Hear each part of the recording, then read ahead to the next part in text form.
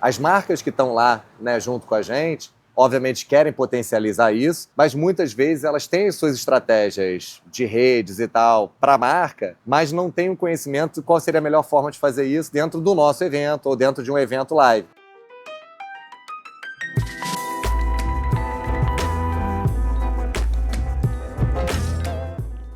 Olá, pessoal! A gente está aqui no Rio de Janeiro, em uma edição especial aqui do Marketing Negócios. Agora vamos começar a gravar por aqui, em terras cariocas, na companhia aqui da Três Corações. E hoje eu tô aqui com um convidado mega especial, aqui, roqueiro, digamos assim, que é o Luiz Justo, CEO da Rock World, que hoje opera ali, né, e cuida do Rock in Rio, do The Town e do Lollapalooza também, entre outras ativações e estratégias também. Luiz, seja bem-vindo ao Marketing Negócio. Estou muito animada para a nossa conversa. Eu também. Obrigado. Um prazer estar aqui com vocês. Boa. Bom, para a gente começar o nosso papo, acho que é muito interessante a gente analisar o quanto a cultura, né, raiz do Rock in Rio tem sinergia também com a inovação. Né? Como que você observa e planeja, né, toda a estratégia do Rock in Rio, mantendo as raízes culturais do Rock in Rio, mas também olhando para a inovação, próximos passos e próximos anos? Olha, tem uma frase que eu amo do Peter Drucker, que ele diz que a cultura devora a estratégia no café da manhã, né? Que é super célebre, e eu levo isso muito a sério, porque de fato eu acho que um dos grandes sucessos que a gente tem, seja na Rockwood, eu fui CEO da Osklen também durante muito tempo, e eu acredito que de fato a cultura, né, quando você tem na empresa uma cultura forte, com valores fortes, que atraem pessoas, né, que acreditam e têm aqueles mesmos valores, esse é um dos principais segredos de você conseguir ter resiliência, né, com todos os problemas que vêm, você ter, de fato, as pessoas remando na mesma direção. E na Rockwood é assim, né, uma empresa de 40 anos de idade, né, o primeiro Rock in Rio foi lá em 85, e se você olhar, né, os valores estavam presentes lá naquele primeiro, né, Rock in Rio, que é a coragem, né, essa vontade de sonhar grande, algo que nunca tinha existido, né, no país, naqueles grandes, né, artistas internacionais que nunca tinham pisado aqui. Toda Queen, essa audácia, Baby. Queen com Fred Mercury, AC/DC, clássicos. E isso vem, acho que, né, valores que foram preservados ao longo desses 40 anos. A gente continua até hoje sonhando grande, né? O próximo Rock in Rio tem que ser melhor, tem que ser diferente. E eu acho que toda a nossa estratégia é pautada por essa cultura, né? A estratégia é o que a gente vai fazer para poder continuar sonhando grande. O que a gente vai fazer para continuar tendo um propósito muito vivo em tudo que a gente faz, né? Então, eu digo que hoje, né, um dos principais papéis como CEO, né, da empresa, sei lá, 30% do meu tempo é dedicado à cultura, pessoas, mais até do que só na operação, né, do negócio, do resultado. Legal. E ao longo desses 40 anos, a gente teve muita mudança do comportamento do consumidor, da audiência, do público. O que você vê que mais mudou nesses últimos anos e que você vê, putz, isso aqui é uma virada de chave que a gente teve que pensar agora nas estratégias para os próximos anos?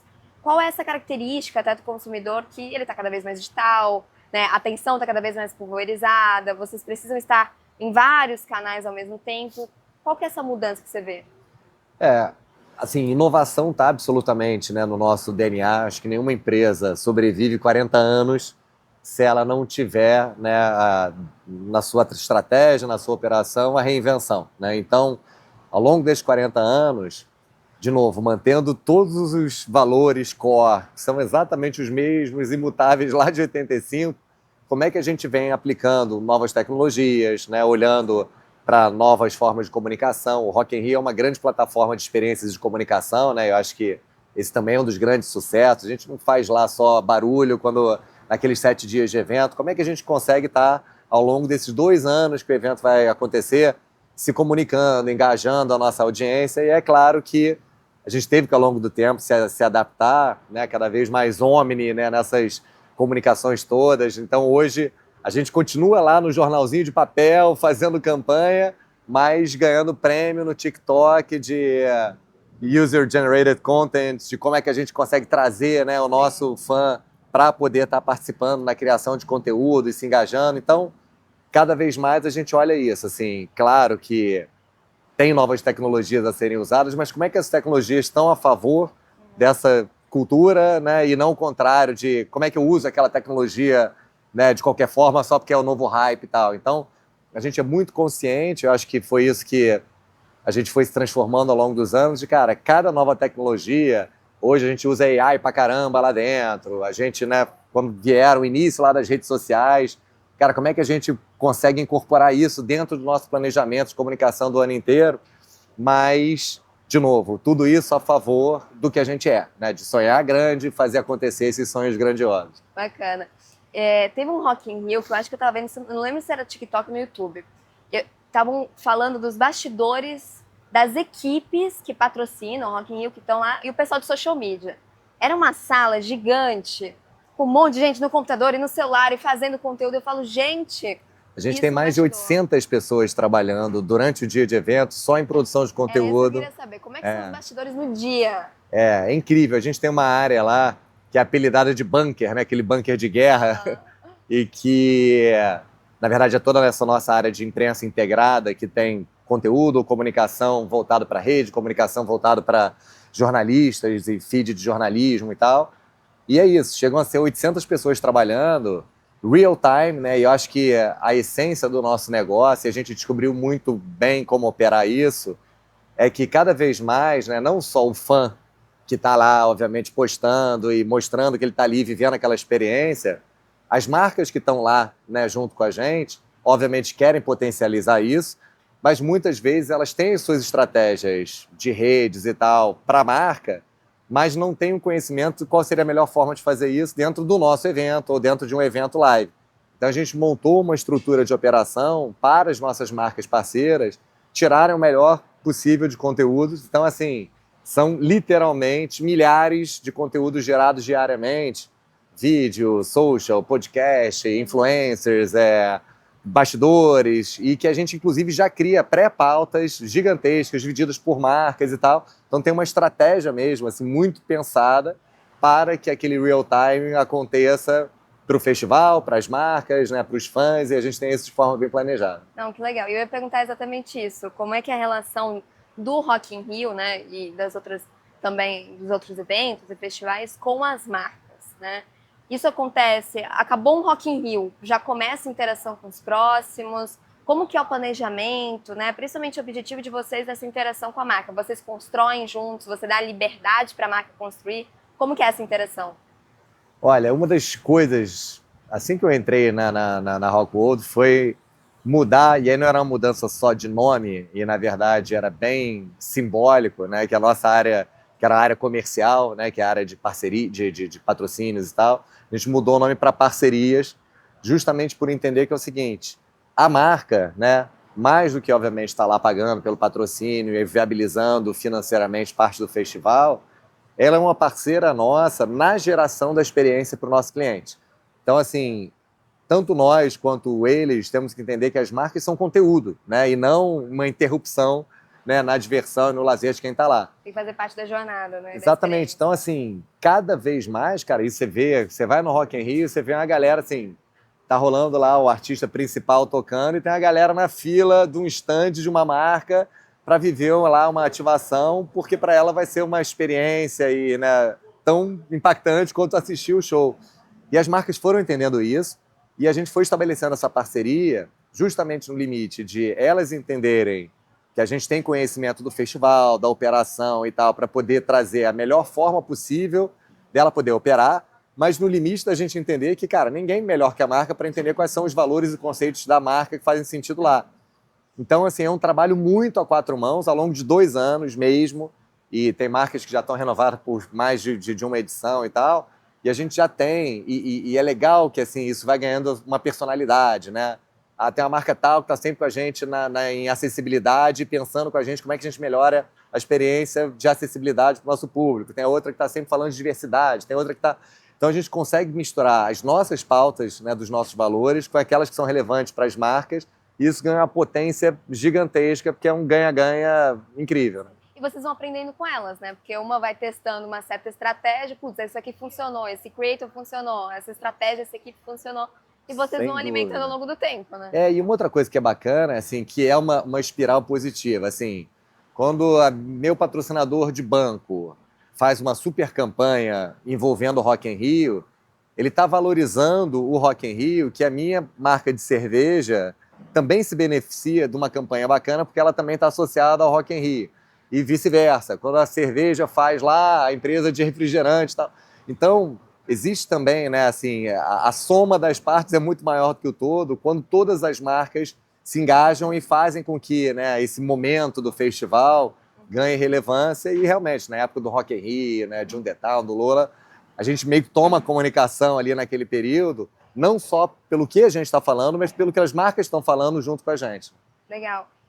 Finalizou uma edição do Rock in Rio, vocês sentam e falam, e aí, vamos analisar tudo? Como é que funciona o pós-edição e planejamento da próxima, esse periodinho? Cara, a gente tem... Ou descansa também? Pouquíssimo. A gente trabalha que nem o louco lá aqueles 7 dias, dá uma morridinha ali na segunda-feira. Tá. Mas na terça, a gente já começa a planejar. O evento vai acontecer daqui a 2 anos. E o mais bacana, que é exatamente o que você falou, a gente começa a partir de relatórios que são obrigatórios, todas as áreas, independente, cara, se é de operação, se é nossa, terceirizado, ou tem muito terceirizado na operação, obrigatoriamente tem que fazer um relatório, né, do que funcionou, do que não funcionou e o que esse presente faria funcionar numa próxima edição. E essa análise daqueles famosos PDCAs, né, de planejar, fazer, checar o que aconteceu, melhora, planeja, né, que faz com que a gente possa dizer, e é um mantra interno lá do nosso time, que o próximo Rock in Rio, o próximo Town, sempre vai ser o melhor. E isso é porque tem metodologia, né? A gente leva a sério isso. Quando termina, a gente não faz um relatório ali e bota na gaveta, não, a gente realmente, todo o plano, né, que a gente tem do relatório, né, de melhorias e tal, obrigatoriamente tem que virar um plano de ação para a próxima edição do festival. Então, é metodologia, né? Agora a gente vai falar sobre esse livro. Aliás, muito obrigada por você trazer. Imagina. E o nome é bem interessante. CEO, que é conectar, equilibrar e orientar. E é disso que eu quero que você fale agora. Explica pra gente o que é cada etapa, né? Conectar, equilibrar e orientar. Como que foi a construção desse livro olhando para esses 3 conceitos e estratégias? Olha, esse livro, primeiro foi uma maluquice, né? Que eu escrevi esse livro no ano... A gente estava conversando aqui agora sobre isso. No ano que a gente estava fazendo 3 festivais, né? Esse ano a gente fez o Rock in Rio daqui, o de Lisboa, Lollapalooza. Mas ele veio de uma provocação, eu já tinha uma vontade, né? Acho que você vai chegando num momento da vida que você quer começar a devolver um pouco os conhecimentos, enfim, a sua jornada. E eu conversando um dia na mesa de jantar com meu filho, né? E eu sou já CEO de empresa há quase 20 anos, né? São 13 anos já na Rock World, fui CEO da Osklen durante muito tempo. E meu filho, hoje tem 12 anos já, virou e falou, pai, o que o CEO faz? Né? E aí, eu assim, sei lá, 2 minutinhos eu expliquei operacionalmente qual é a responsabilidade, a função, e depois fiquei uns 15 minutos explicando quais eram as características, as habilidades que eu achava que um CEO deveria ter. E aí eu entendi, cara, né, acho que mais importante, né, de novo, do que a função, a responsabilidade, claro que é importante, mas é justamente isso. Eu queria escrever um livro sobre o que eu acredito, sobre liderança, sobre a forma que eu acredito que né, um líder deve ter, e o livro é muito sobre isso, né, conectar, equilibrar e orientar, que é justamente isso, essa ambivalência de orientar, que é o lado de resultado, pragmático, KPI e tal, que obviamente todo executivo que está na liderança precisa ter, né, uma responsabilidade com o resultado, com os acionistas e tal. Existe um outro lado que é meio antagônico a isso, que é o lado da conexão, das pessoas, né, do bem-estar, como é que você traz as pessoas para a equipe nisso. E tem uma coisa que é o equilíbrio, né, que eu acredito, como é que você consegue equilibrar essas coisas baseados num propósito muito verdadeiro, que faz com que você, né, busque o resultado a partir dele, que você conecte as pessoas com esse propósito que gera esse resultado. Então eu fiz essa brincadeira, né, com o CEO, do Chief Executive Officer, para o conectar, equilibrar e orientar. E aí um livro, essencialmente, eu fiz até um frameworkzinho e tal, mas essencialmente sobre isso. Quais são todas essas ambivalências que eu acredito que um líder deve ter e conseguir equilibrar para tocar uma empresa de sucesso. E no livro você fala alguns pontos que são muito dúvidas e desafios dos grandes CEOs, né, e líderes, né? E um dos desafios é esse longo prazo versus curto prazo. Eu vejo assim que a gente cada vez mais digital e resultados para ontem o tempo inteiro. Como que você vê o momento que a gente está de mercado e a importância do líder entender esse longo prazo versus curto prazo, e até exemplos práticos que você tem ali Sim. na Rock World, na Oscar que você teve. Esse é um dos, né, de novo, de tantas ambivalências, é certamente uma, né?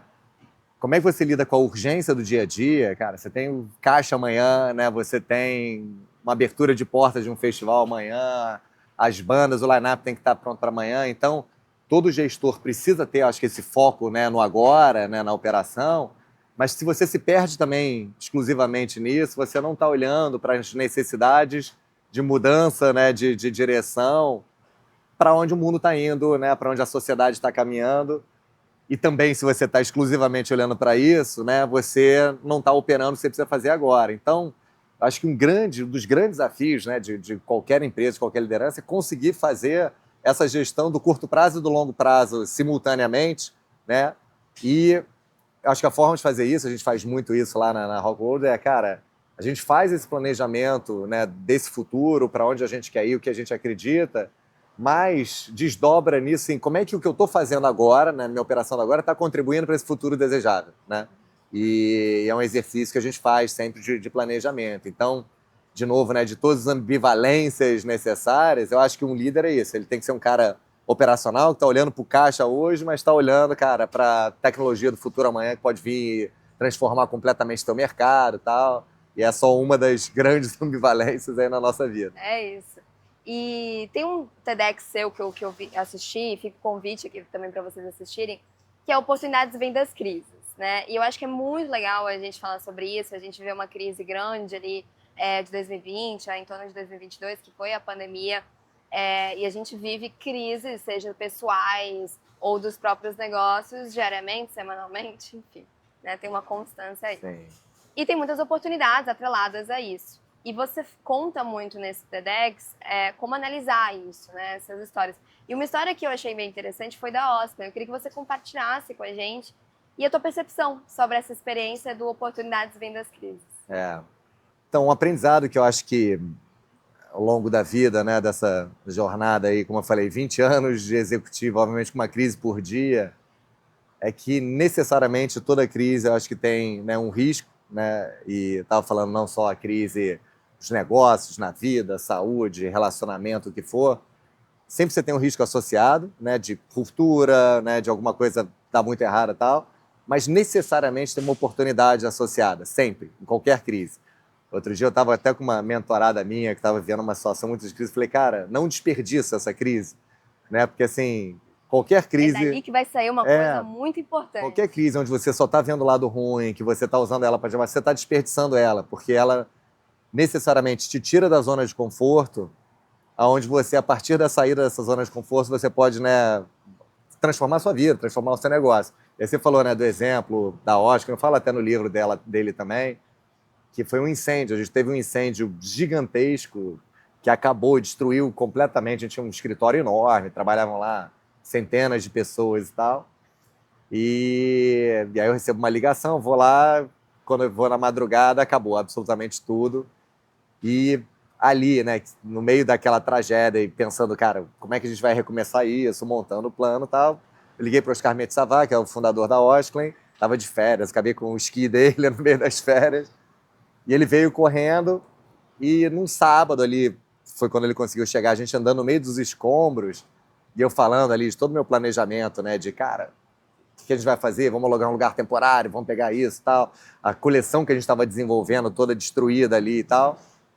E aí ele vira ali no meio né, daquela loucura, pegou um pedacinho de tecido queimado de alguma coleção antiga, todo o acervo que a gente tinha de todas as peças estavam lá e tudo queimado. E aí ele vira ali e falou, pô, isso aqui ficou lindo, maravilhoso. Eu falei, surtou, né, cara? Que geralmente nessas situações ali de... E, na verdade, o que rolou ali? A gente chamou toda a nossa equipe de criação, que estava arrasada em casa, todo mundo destruído, né, por causa do incêndio e tal. E ali, no meio daquela crise absoluta, a gente começou a criar uma coleção, que foi a coleção Fênix, né, que o nome é simbólico, né, da ave que renasce do fogo ainda mais forte e tal. Que foi depois, enfim, virou uma das coleções de maior sucesso que a gente teve na história da Osklen. E, assim, o aprendizado ali, justamente, né, da oportunidade da crise, foi não só, né, da gente se unir, se juntar ali como time, quando a gente tinha perdido tudo e nunca a gente esteve tão unido ali para fazer virar aquela história, mas até mesmo, assim, processos de desenvolvimento da coleção, isso demora não sei quanto tempo, tem que encomendar o tecido. A gente não tinha esse tempo, a gente não tinha essa possibilidade de seguir os processos que a gente fazia a vida inteira e a gente tinha que se reinventar, a gente tinha que ver outras formas, que a crise empurrou a gente, senão a gente quebrava, não tinha produto, não tinha nada. Então, de novo, toda crise te sacode ali e te dá uma oportunidade de você, de fato, rever de novo os seus conceitos, a sua relação, seus processos, né? E eu acho que empreendedores, e não só empreendedores, e nem só CEOs de empresas, acho que todo mundo tem, né, seus desafios pessoais na vida, então a dica é não desperdicem uma crise. Não, que legal. E eu acho que o propósito tem muito a ver com isso também, né? Você tá muito conectado com o propósito, te ajuda. É o que te dá gás, né, cara, para acreditar. Empreendedor é isso, né? Assim, eu sempre falo isso também, mentorias que eu faço para empreendedores, assim, cara, o propósito é o que vai te testar, né? O teu grau de resistência que você tem para todos os desafios. Assim, você vai chegar uma hora que você vai estar sem grana, vai chegar uma hora que você vai falar, pô, se eu largar isso aqui, for trabalhar não sei aonde e tal. E às vezes não tem problema, que às vezes você realmente não identificou seu propósito e você tem mesmo que abrir mão daquilo para achar qual é o seu propósito genuíno. Mas quando você tem essa certeza, cara, é uma bússola do norte que você tem que seguir, mesmo com aquelas ondas gigantes, e para enfrentar, e aí, de novo, como eu falei, usar essas crises a favor da gente crescer para a próxima onda. Né? Perfeito. E Luiz, tem uma pergunta que eu faço para todos os convidados que vêm aqui, e agora no Rio a gente não vai deixar de perguntar também, que é o melhor e pior conselho que você já recebeu. E aí, qual é a tua resposta quando a gente faz essa pergunta para você? Cara, vamos embora, né? Primeiro que conselho é aquela que todo mundo diz, né? Que se fosse bom não dava, mas... Olha, eu recebi muitos conselhos, né, na minha vida, mas acho que assim, os maiores descobertas da minha vida, como tudo, né, é testando, quebrando a cara e tal, né? Então, acho que todo conselho é bom, todo conselho é ruim, mesmo os conselhos ruins são bons para você, a partir da sua perspectiva, entender. Mas, brincando aqui, cara, pior conselho, sei lá, acho que meus pais já devem ter alguma vez na vida ter dito aquela história de, né, não conversa com estranhos e tal. Eu acho que, cara, a vida você tem que conversar com estranhos, né? É um bom ponto, eu Você tem que concordo. conversar com as pessoas mais estranhas e diferentes de você, porque eu acho que é a partir, acho que, dessa diversidade, né, de se você só está conversando ali com o teu ciclo e tal, você acho que não tem a oportunidade de crescer, né, de aprender na vida a partir do outro. Então, algum momento eles devem ter dito isso, eu não segui definitivamente esse conselho. Eu acho que eu também não Porque segui, não. cada vez mais acho que a vida é sobre conexões, conhecer gente nova e tal. E bons conselhos, cara, eu recebi tantos bons conselhos na vida, acho que eu tive a oportunidade, né, de ter bons mentores informais ou formais na minha vida e de buscar também livros e tal, sei lá. Eu acho que hoje eu estou numa fase muito me espiritualizando um pouco, né? Que não tem nada a ver com religião, mas de olhar um pouco mais para dentro, o equilibrar, né? Daqui, eu acho que vem até desse lugar. E, e assim, tem um livro super bacana, e até hoje em dia eu ouço direto o podcast dele e tal, que é o do Eckhart Tolle, que é um cara super bacana, que escreveu best-seller, que é O Poder do Agora. E ele fala muito sobre o seguinte, que não existe futuro, né? E não existe passado, só existe o presente. O futuro é uma projeção mental do que a gente acha e cria todas as nossas ansiedades a partir daí, e o futuro só vai chegar no momento que ele virar presente, então só existe presente, e o passado idem. Né? O passado é uma projeção mental nossa do que aconteceu, que nem necessariamente é o que aconteceu A interpretação pode na estar realidade. meio, né? E a interpretação muda, né? Às vezes você está no maior perrengue numa viagem, daqui a 2 meses você está rindo pra caramba, achando divertido aquilo, e é a mesma situação, né? Então o que mudou? Então, assim, como só existe o presente, né, a vida é feita no presente e a gente tem que estar absolutamente presente em tudo que a gente faz, né? E eu acho que a partir desse entendimento, desse conselho aí que veio de livro e de podcast, de leitura, que é esse poder do agora, eu tenho vivido cada vez mais uma vida na presença, né, no presente. Então, cara, se eu tô aqui, não tem nada mais importante do que eu estar aqui com você nesse podcast. Incrível. E se amanhã eu tô com meus filhos brincando, é com os meus filhos, mas se eu tô lá tocando um festival com 28 mil pessoas, ali está a minha presença. Então, acho que um bom conselho é esse, assim, viva o agora, como só existe isso agora, porque só existe o agora. Né? Perfeito, Luiz. Que fechamento ótimo. Obrigado. Luiz, obrigada por estar aqui nesse calorão do Rio de Janeiro. Gente, hoje tá Rio de Janeiro, Hoje tá... puro suco de Rio. Eu tava brincando, eu falei assim, gente, a gente vai gravar no Rio, tem que estar calor, tem que estar sol. Eu acho que eu pedi demais. Desejou demais, hoje tá, mas é Rio. Né? Mas é isso, obrigada por estrear né, o Marketing Negócios no Rio aqui com a gente, em companhia com a Três Corações, que também aí é parceira, Nosso parceiro, né, do Rock também, in né? Rio. Rock in Rio. Fica um abraço para Três Corações. Fica também o convite para o pessoal conhecer o livro do Luiz. Eu já iniciei a minha leitura. Obrigada também pela dedicatória. Eu que agradeço aí, agradeço você estar falando dele. É um filhaço meu aí que nasceu esse mês, feliz da vida, nasceu esse mês e pouco, já é um best-seller. É isso. Então, mais um projetinho que o Agora conseguiu fazer nascer. Uhum. E quem quiser acompanhar o Luiz e todas as ativações também, os links vão estar aqui na descrição do episódio. Se você curtiu esse episódio, compartilhe nas redes sociais, marque o Marketing Negócios, Rafaela Guimarães e também o canal da Mon. Até o próximo episódio aqui no Rio, pessoal. Obrigada! Obrigada.